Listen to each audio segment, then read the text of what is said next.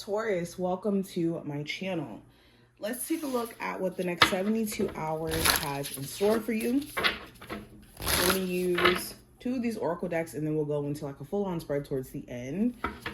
But if you are new here and you want to see future readings and you're not yet subscribed and you want to be to see future forecasts, feel free to do so. And check the description box if you are interested in getting a personal reading with me. I will have my email, my contact information there if you would like to book a session.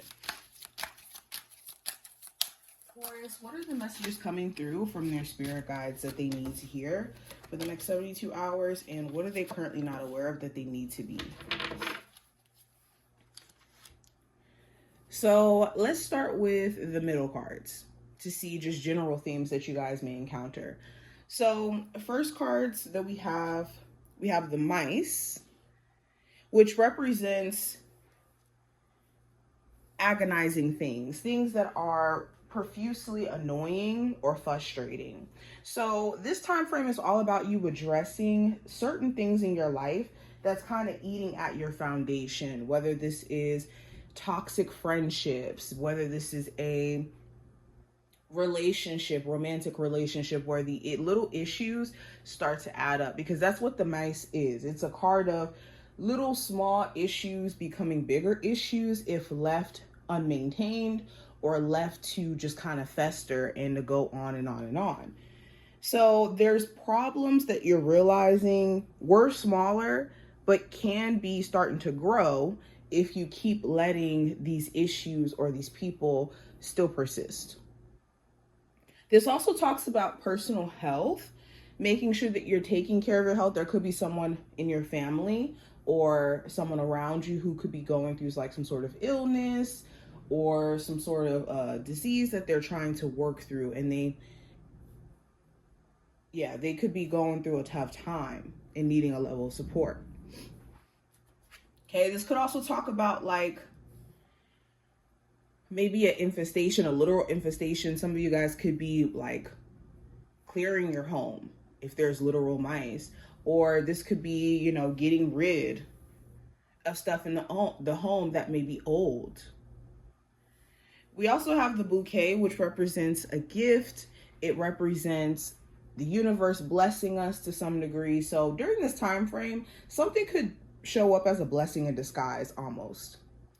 Or there could be an opportunity that gets extended to you that ends up being everything that you were looking to manifest, especially like if any of you are looking for a job or looking for a home. I'm even seeing there may be someone who also is trying to extend an apology to you during this time frame, and you're going to have to be the judge of whether or not it's actually genuine or if you believe them.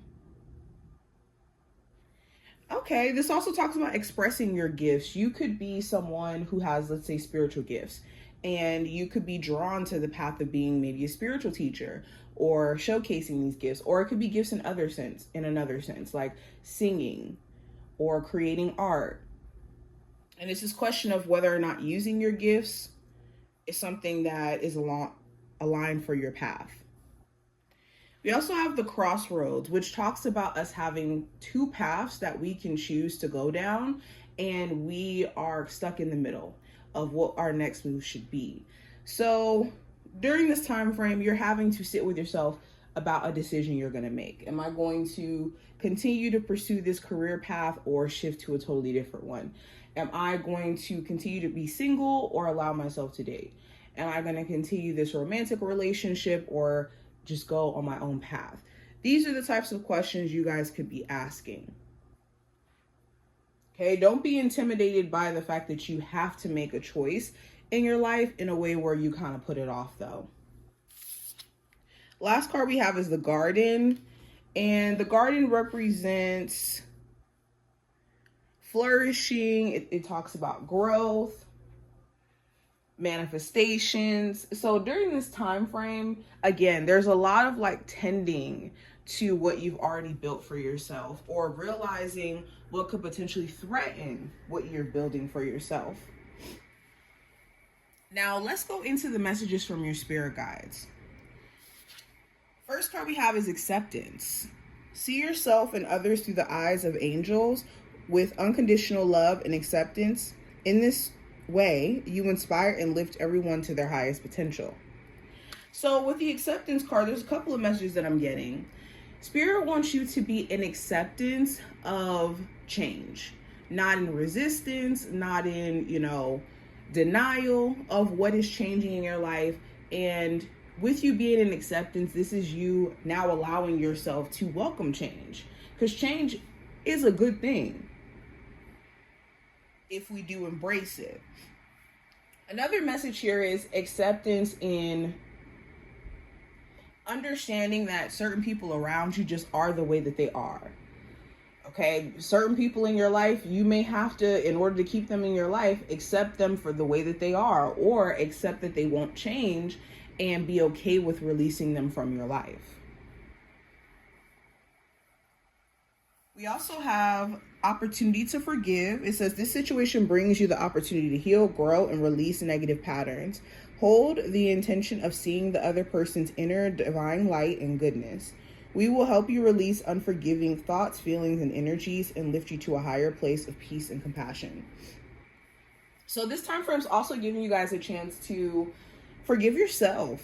Forgive yourself from certain cycles or patterns that you wish that you would have caught on to sooner, or even your own naivete from the past and you now having a new perspective on things. You have to forgive your older version. That is something that's that's a part of our path in order for us to move along. And when it comes to someone else in your life where they've wronged you, I think that the opportunity to forgive, not in the sense of, bringing them back into your life if that's not what you want to do, but in the sense of just forgiving the experience and knowing that this person themselves may have been very naive, or this person themselves may have a lack of self-awareness as to why they hurt you or how they could have hurt you, or of their own qualities. And you don't have to hold on to that vibration to where you keep yourself stuck, is the message. Now, last card we have is going to represent what you're not aware of that you should be. We have play. So this card represents the good times. What you may not be aware of, your spiritual team is trying to encourage you to live on the lighter side of life. Another thing you may not be aware of, someone around you, they may be in a cycle in their life where they can only play around or give you playful vibes instead of someone who's serious about a relationship, because there's still a lot of maturity that they're having to tap into. So it's not that they don't care about you, it's just you need to be mindful of a love interest maturity level and their capacity to take on such a certain level of seriousness romantically. Now let's go deeper. What does the next 72 hours have in store? What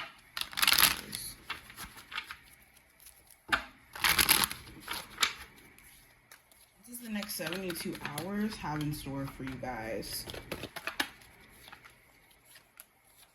Okay. Your first card is going to represent the general energy. We have the Empress in reverse. So there could be another Taurus of significance.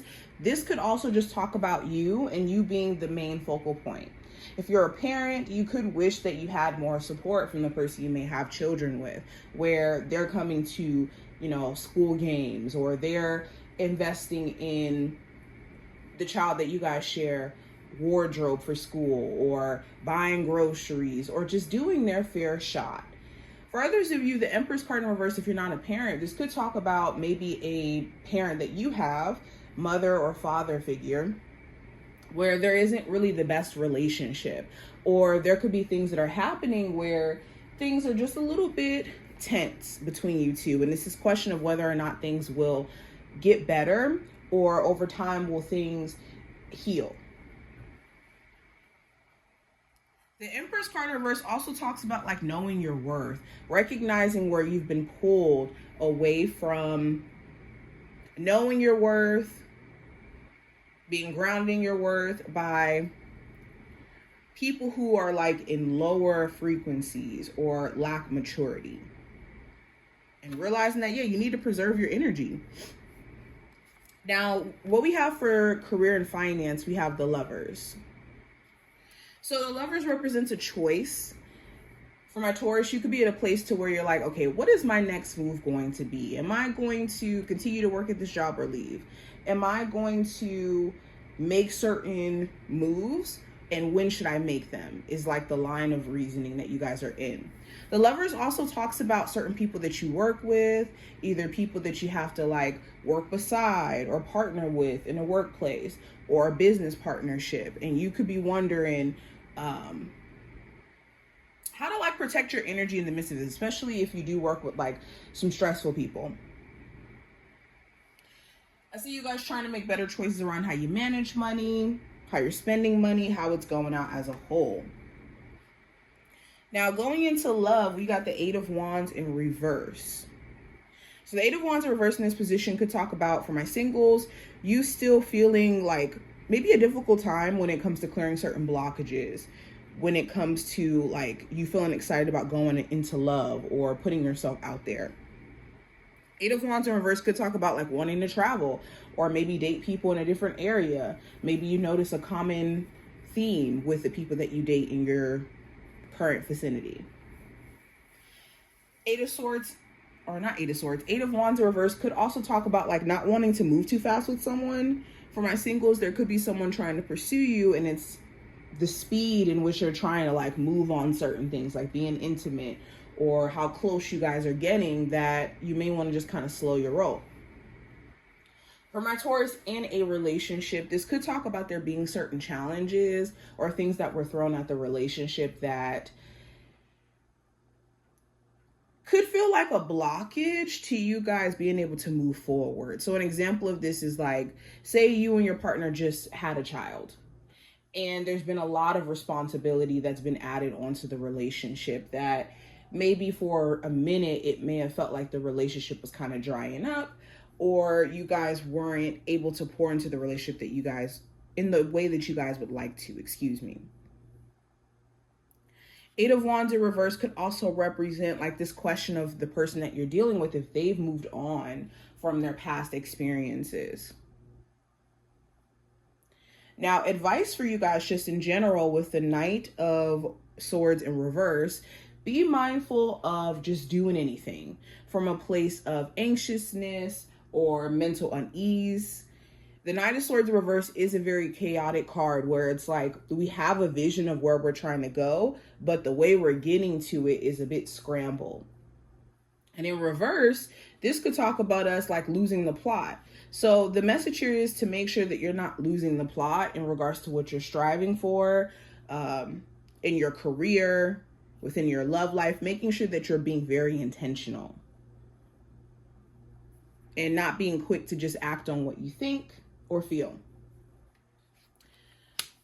Also, stay away from somebody who is extremely chaotic in that sense as well. Possibly a Gemini, Libra, and Aquarius. Doesn't have to be that sign. Now, going into the challenge, I do have the Five of Cups in reverse. So the challenge could be either you having someone around you that will not forgive. Like they may not have it in their heart to forgive, or they may not be in a space to where they've reached a new perspective to forgive and to let go. For others of you, you may be in a place to where you're not able to forgive somebody, either because you feel like they haven't taken certain accountabilities, or you could feel like they will repeat the same actions. Something maybe making you feel like, you know, I can't just let this go or let this slide. Now, outcome for this time frame with the Chariot, there may be a Cancer of significance by the end of this time frame. If not a Cancer, this does talk about you focusing on what has been blocking you from either relocating or moving, or if you've been waiting for like a business to take off and to be successful, what's been blocking that. You're looking at what are the potential blockages that are keeping you from seeing growth. I see some of you guys also getting like a car repaired or getting a new car or even letting go of a car. Something with a car is significant. But this is what I see as a whole. I hope you took something from this reading. If you did, definitely thumbs up the video and subscribe. and I will see you in the next one.